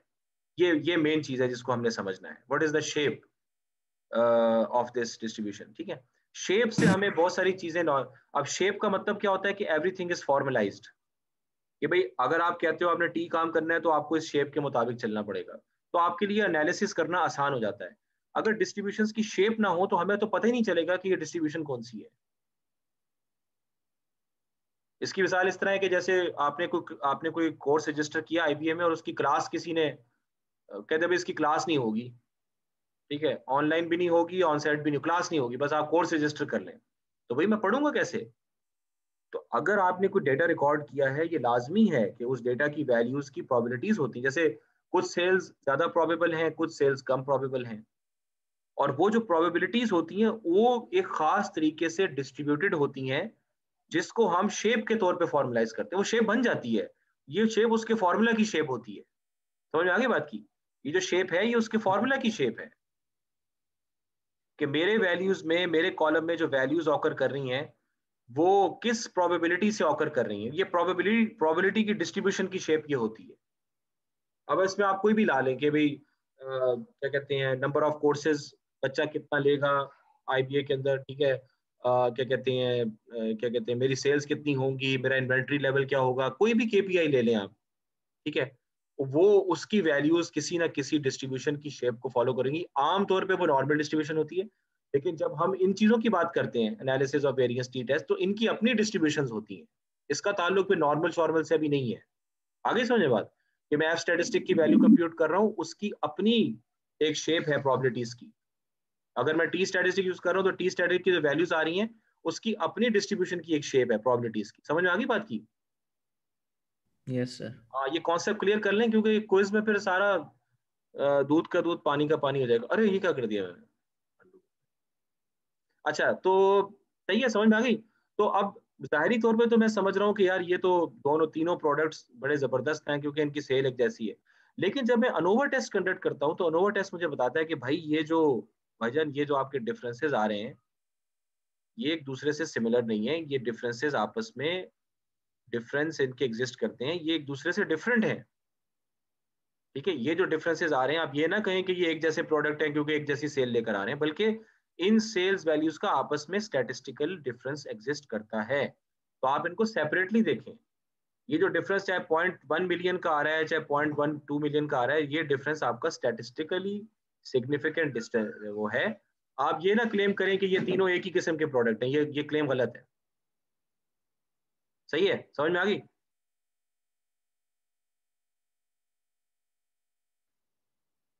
हाँ जी, समझ में आया ना? जी सर। जी जी जी हाँ, तो अब जो है वो ये है कि एफ स्टैटिस्टिक में क्या है, कि एफ स्टैटिस्टिक जो है वो बेसिकली क्या कहते हैं, वो उसका फॉर्मूला क्या होता है, उसमें सिंपली ये काम करते हैं। एफ स्टैटिस्टिक कहता है कि देखो भाई, ग्रुप्स के दरमियान जब डिस्टेंस ज्यादा होगा, बिटवीन ग्रुप्स जब डिस्टेंस ज्यादा होगा, और विद इन ग्रुप्स जब डिस्टेंस कम होगा तो ये मेरे लिए बेहतर बात है कि नहीं है?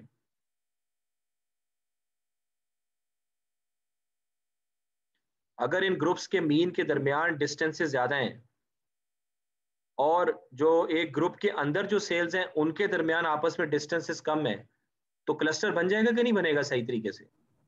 यस सर, बन जाएगा। हाँ, ये है ना। Yes sir. तो ये जो एफ का जो फॉर्मूला है वो एग्जैक्टली यही चीज आपसे डिमांड करता है कि between groups distance should be more, and when the within groups distance is less then there is a high probability कि जो एफ में जो टेबल जो है आप पढ़ेंगे तो जो भी वैल्यू आएगी उसमें आप क्लेम कर सकते हैं कि ऑल्टरनेट ट्रू है और there is a significant difference between the means of these three groups.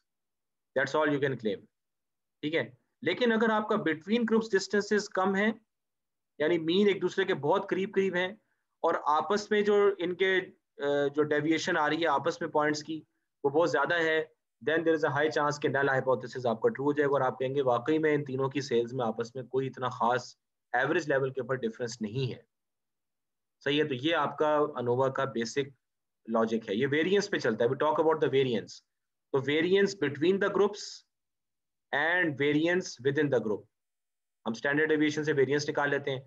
तो variance between the groups and the variance within the groups, अगर वो बिटवीन द ग्रुप ज्यादा है विद इन द ग्रुप कम है तो there is a high chance कि alternate true हो जाएगा, और अगर बिटवीन ग्रुप्स जो है ना वो कम है विद इन द ग्रुप ज्यादा है तो there is a high chance कि मेरा नल ट्रू हो जाएगा। ये मेन चीज आपको समझनी है। तो ये तो खैर ये मैंने आपको बता दिया है। ये वो चीज है कि between group variance divided by the with in group variance, इसको हम ये भी कहते हैं।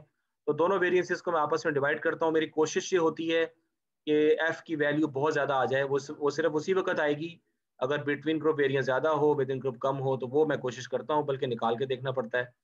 तो कंसिडरेबली लार्जर होना चाहिए, ये बात आपको समझ में आ गई है।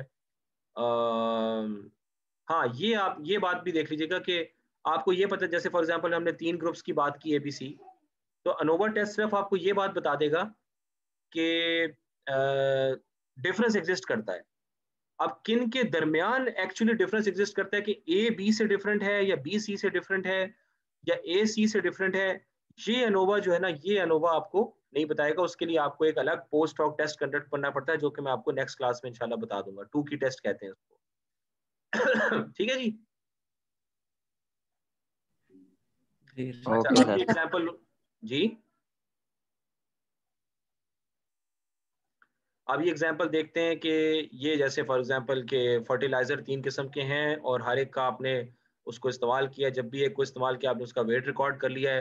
तो मैं ये देखना चाहता हूँ कि क्या ये डिफरेंट फर्टिलाइजर्स का जो एवरेज वेट है उसके दरमियान सिग्निफिकेंट डिफरेंस है, एग्जिस्ट करता है कि नहीं करता। ठीक है, तो ऑल्टरनेट हाइपोथेसिस क्या है कि बायोलॉजिकल और केमिकल या नन जब भी मैं नहीं यूज करूंगा तो उनके दरमियान वेट का कोई खास डिफरेंस नहीं है। ठीक है, और ऑल्टरनेट क्या है कि भाई उनके वेट्स आपस में डिफर कर रहे हैं। कौन से डिफर कर रहे हैं एक दूसरे से, वो मुझे 2 की टेस्ट से पता चलेगा। ये एक और एग्जांपल है जो मैंने नेट से ही उठाई है। So in this case we have 3 schools, और कोई बंदा है जो उन स्कूल में जो बच्चे हैं उनके आईक्यू लेवल को कंपेयर करना चाह रहा है। तो हर स्कूल के अंदर 1000 चिल्ड्रन हैं, but we take just the sample of 10, we have total 10 from each school, और उन 30 का हम आईक्यू मेजर कर लेते हैं। ठीक है, ये आपके पास कुछ बेसिक रिजल्ट्स हैं। ये आप देखें ना कि यहाँ पर क्या आ रहा है। अब मीन आईक्यू अब स्कूल ए 99, स्कूल बी 112, स्कूल सी 93। तो मैं क्लेम कर दूं कि यार ये स्कूल बी जो है ना ये सबसे ज्यादा इंटेलिजेंट है as compare to A and C. Wrong. जब तक आप अनोवा नहीं कब करेंगे ये आप नहीं करेंगे। मैं क्लेम कर दूं कि यार सबसे ज्यादा जो डल बच्चे हैं वो स्कूल सी के हैं। Again wrong. आपको अनोवा से ये कंडक्ट करना पड़ेगा। ये इन्होंने उसकी वेरिएंसेस निकाली है। ठीक है, तो ये थोड़े से चार्ट्स हैं आपको समझाने के लिए। ये आपका मीन है, ये मीन इन्होंने प्लॉट किया है, तो आप देख रहे हैं कि मीन में डिफरेंस है, लेकिन अभी तक हम कोई क्लेम नहीं कर सकते। ये इन्होंने थोड़ा समझाने के लिए एसएस बिटवीन का मतलब है कि वेरिएंस बिटवीन द ग्रुप्स। ठीक है, ये इन्होंने समझाने के लिए आपको 3 सिनेरियोस बताएं कि जब मीन तीनों का बिल्कुल इक्वल होगा तो ऑब्वियसली वेरिएंस जो है वो बिटवीन ग्रुप जो वेरिएंस है वो 0 हो जाएगी। वेरिएंस है ही नहीं, तीनों का मीन बराबर है, वेरिएंस है ही नहीं। ठीक है, जब थोड़ा सा मीन एक दूसरे से बदलेंगे तो वेरिएंस भी बढ़ेगी विद इन ग्रुप्स। ठीक है, सॉरी बिटवीन द ग्रुप्स। और जब ये थोड़ा सा और डिफरेंस आएगा तो बिटवीन द ग्रुप्स और भी, तो आप देखेंगे कि इसकी सेंसिटिविटी बहुत स्ट्रांग है। थोड़ा सा मीन्स का डिफरेंस आया, 4500 आपकी ये एसएस बिटवीन चला गया, थोड़ा सा और डिफरेंस आया, ये 18000 पे चला गया। सही है, तो ये बहुत सेंसिटिव है to the difference between the means. ये आपको सिर्फ within between group variance समझाने के लिए ये 3 सिनेरियोज लिखे गए, ठीक है। अच्छा, ये विद इन ग्रुप है। विद इन ग्रुप का मतलब ये है कि एक ही कॉलम के अंदर, जैसे फॉर एग्जांपल ये this could B frozen food, ये फ्रोजन फूड के आपके 3 सिनेरियोज हैं। ये variance within the group बहुत कम है, ये थोड़ी सी ज्यादा है, इसका स्प्रेड बहुत ज्यादा है। ये तीनों केसेस हो सकते हैं, ठीक है। इसी तरह जब आप क्लोथ्स ले लेंगे तो क्लोथ्स में हो सकता है कि पॉइंट्स आपस में बड़े कलेक्टेड हों, क्यूटोसिस हाई है, ये क्यूटोसिस थोड़ा सा कम हुआ, और ये तो स्क्यू बढ़ गया, क्यूटोसिस और कम हो गया। ये तीनों कैसी, ये विद इन द ग्रुप की बात कर रहा हूँ कि एक सिंगल कॉलम की क्या वेरिएंस हो सकती है, ठीक है। और सिमिलरली ये आपका वो हो जाएगा, क्या कहते हैं, ये तो खैर स्कूल सी है, लेकिन ये हमारे लिए क्या था, मोबाइल, उसमें ये बताया आपको। तो 3 सिनेरियोज आपको समझाए गए हैं तीनों के लिए, कि विद इन ग्रुप में जो बिटवीन ग्रुप वेरिएंस और विद इन ग्रुप वेरिएंस का मतलब क्या होता है, ठीक है। आपने बिटवीन को विद इन से डिवाइड करना है।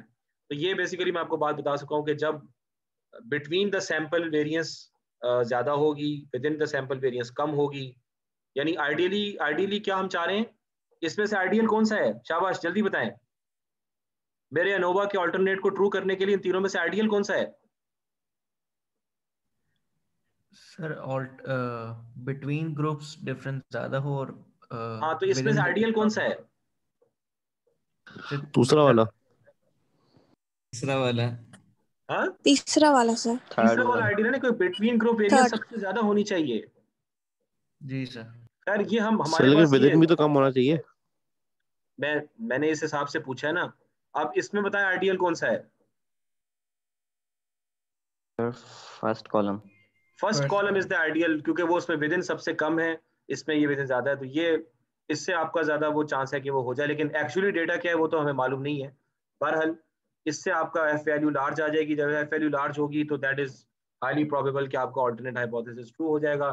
इसमें बस थोड़ी सी कंडीशंस ये होती हैं कि आपका डेटा नॉर्मली डिस्ट्रीब्यूटेड होना चाहिए, और दूसरा ये होता है कि वेरिएंसेस डिफरेंट सैंपल्स पे चेंज ना हो। क्योंकि अगर मैं उस IQ 10 बच्चों का सैंपल लेता हूँ और उनकी एक वेरिएंस आती है हर स्कूल में, तो अगर मैं उस स्कूल से एक और 10 बच्चों का सैंपल लूँ तो उस सैंपल की वेरिएंस पे चेंज नहीं आना चाहिए। वेरिएंस मींस कंसिस्टेंसी, ठीक है। तो ये हमारी कुछ रिक्वायरमेंट्स हैं जिसको हम होमोजेनिटी भी कहते हैं।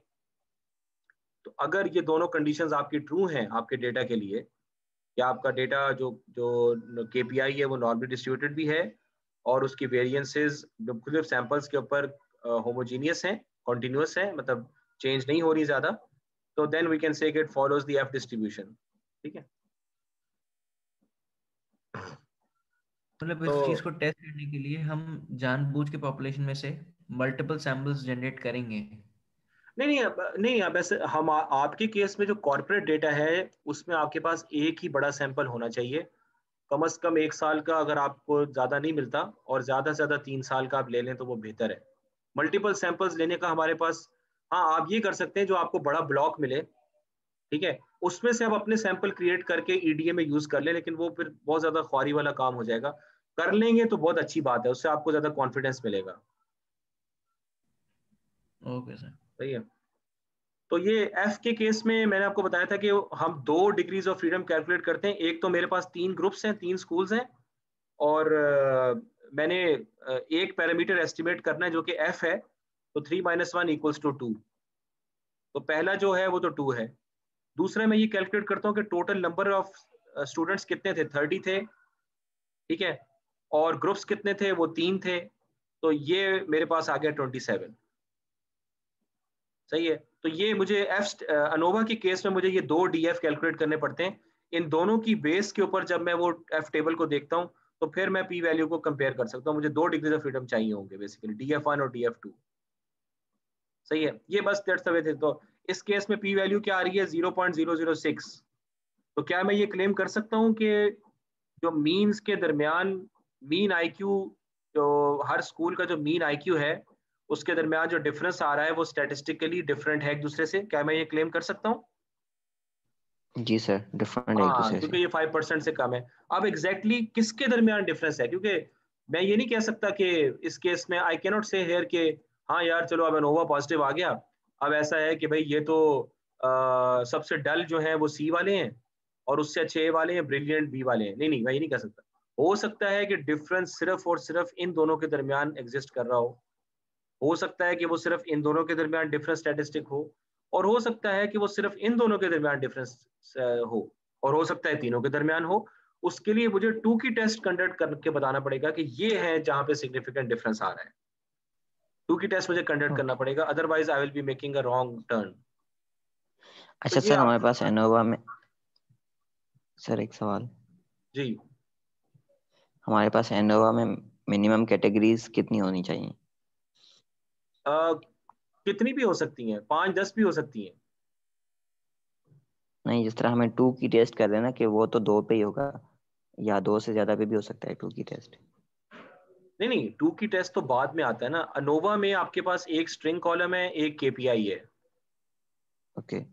ठीक है, इस स्ट्रिंग की कितनी भी वैल्यूज हो वो मसला नहीं है, 5-10 भी हो सकती हैं।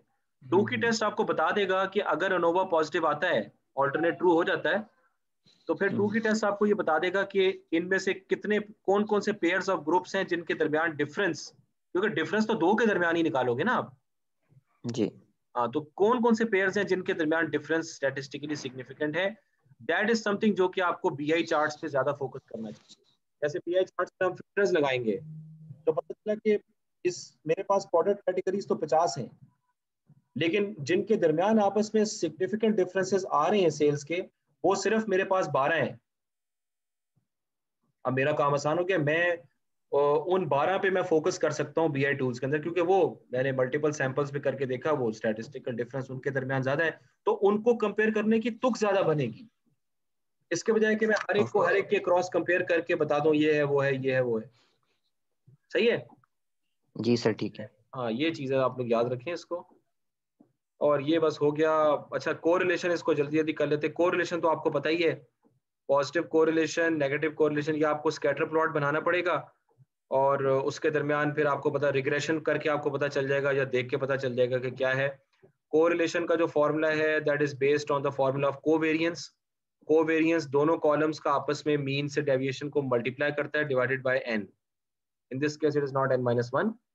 तो ये आपका जो इसका जो कोवेरियंस का जो फॉर्मूला है वो बेसिकली जो जो जो क्या कहते हैं स्टैंडर्ड डेविएशन है वो ये वाली है। ठीक है, but this is the typical formula for covariance, जिसके ऊपर हम पियर्सन कोरिलेशन का वो जो फॉर्मेट है वो बेस करते हैं। अब जब आपने दो कॉलम्स के दरमियान कोरिलेशन निकालना होगा तो you will do the Pearson correlation. अगर डेटा लीनियर, आपस में लीनियर ट्रेंड्स हैं, अगर नॉन लीनियर ट्रेंड्स हैं तो then you will use the Spearman correlation. ठीक है, फिर उसको स्पीयरमैन कोरिलेशन आप करेंगे। टाइम तो अब खत्म हो गया बहरहाल, लेकिन इसका फॉर्मूला ये है, और इसकी वैल्यू प्लस और -1 के रेंज में वेरी करती है आर की। तो अगर +1 है तो इसका मतलब है कि 100% पॉजिटिव कोरिलेशन, 100% नेगेटिव कोरिलेशन। लेकिन टिपिकली हम बीच में ऑब्वियसली कट ऑफ डिफाइन करते हैं, तो 0.5 से ज़्यादा 0.51 के दरमियान पॉजिटिव कोरिलेशन, -0.5 और -1 के दरमियान नेगेटिव कोरिलेशन। ठीक है, ये आपका बेसिकली वो उसमें फंक्शन है। और अगर -0.5 और 0.5 के दरमियान है तो हम कह सकते हैं नो कोरिलेशन। कुछ लोग इसको 0.3 भी ले लेते हैं, कुछ लोग इसको 0.3 भी ले लेते हैं। ठीक है, तो ये चीज़ है बेसिकली। अच्छा, किसी ने पूछा था कि वो जो असाइनमेंट मैंने दिया है उसके बारे में आपको ज़रा बता दिया जाए तफसील में। तो असाइनमेंट जो है ना वो बेसिकली आपको क्या था, असाइनमेंट को रिपीट करेगा ज़रा?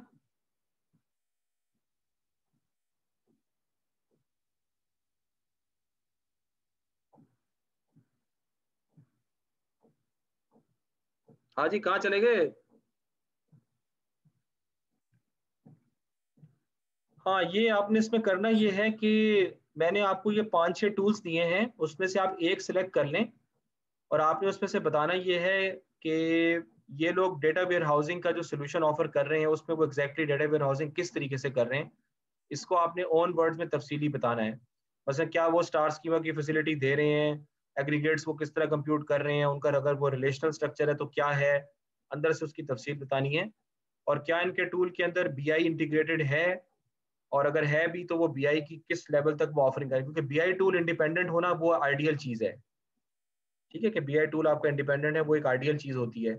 तो इसके अंदर अगर कोई इंटीग्रेटेड टूल है तो उसके अंदर क्या क्या फ्लेक्सिबिलिटीज हैं, क्या क्या फीचर्स हैं। तो आप तस्वीरें लगा सकते हैं, लेकिन आपने कोई टेक्स्ट कोई कॉपी नहीं करना, अदरवाइज आपका जो है ना वो जीरो लग जाएगा।